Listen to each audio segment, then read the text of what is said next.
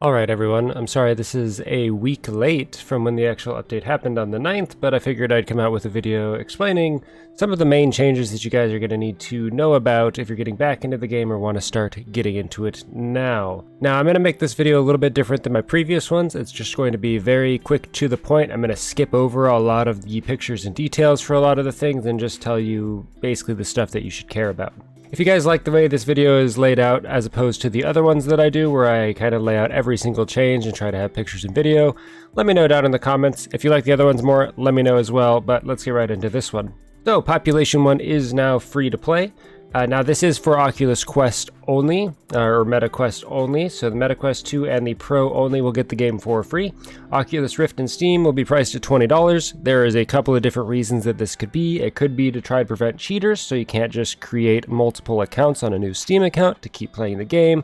It could just be because they want people to buy their hardware, which is a thing that's completely acceptable for companies to do. If they own the game and they own the hardware, it makes sense for them to own, make the game free on their hardware. That's, Half-Life did it with the Valve Index controllers as well. If you bought the Index controllers, you got Half-Life Alyx, so not too surprised in that one.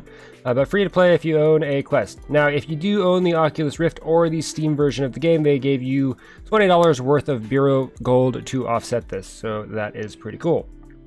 New players receive Bureau Gold when first launching the game. Squad's evolving map, a sandbox map, replaced Outpost Hill. So over at Outpost, it has been replaced with the Sacred Village map. They also changed the terrain on the eastern side of the map, which is really neat. There's a couple of hills that actually block the path up to Cemetery and up to the Outpost area, which is now the Sacred Village. So a couple of hills to actually help you get up that instead of just a big open area. Next change, it also says consistent changes throughout 2023, so more map changes will be coming in 2023.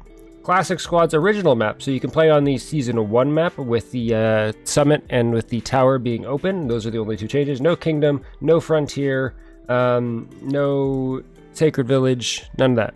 So just with those two areas, and no Metro as well, it's Refinery instead.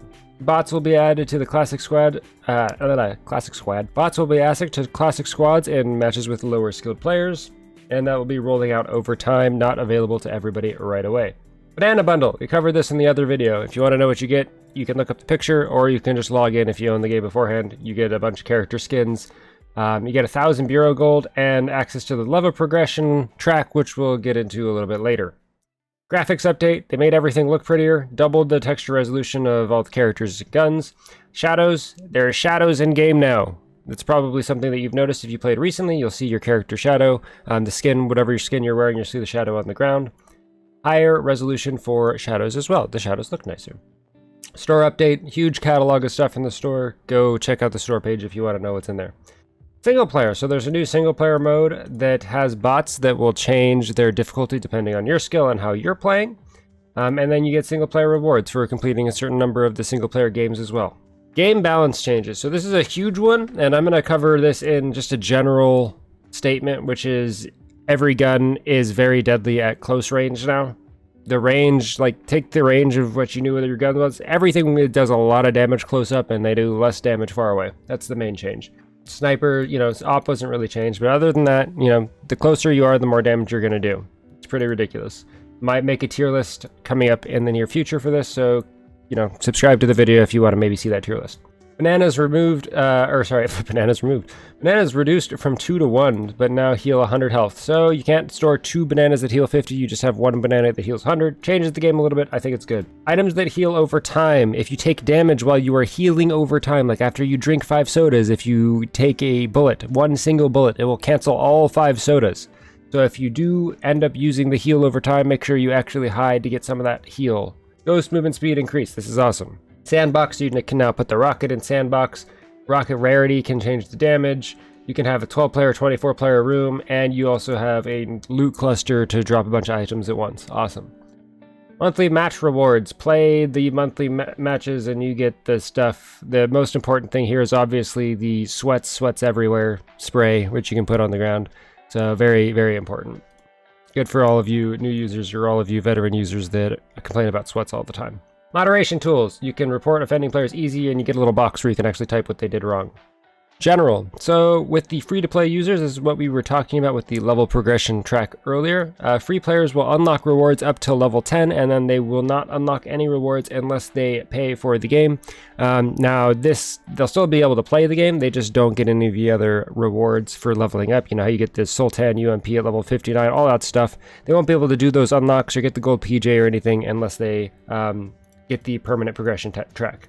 So they'll still be able to play the game, they just won't get all those free rewards. Deathmatch game mode is no longer available. Use Sandbox to play Deathmatch. Training Park teaches people how to report people and mute people. You can skip the intro animation. Introduce a new floating game keyboard so you can report and type in your little message. Bug fixes, a bunch of different bug fixes, hopefully fixing a lot of like ghost footsteps and various things in between here. They fixed the ammo bug that was dropping your whole magazine. And as usual, if you experience a bug, you know, report it to their Discord server. But those are all the general changes. As I said, I might create a tier list video for the gun changes to come out with, you know, what I think you should be using, but I want to play the patch a little bit more before I do that.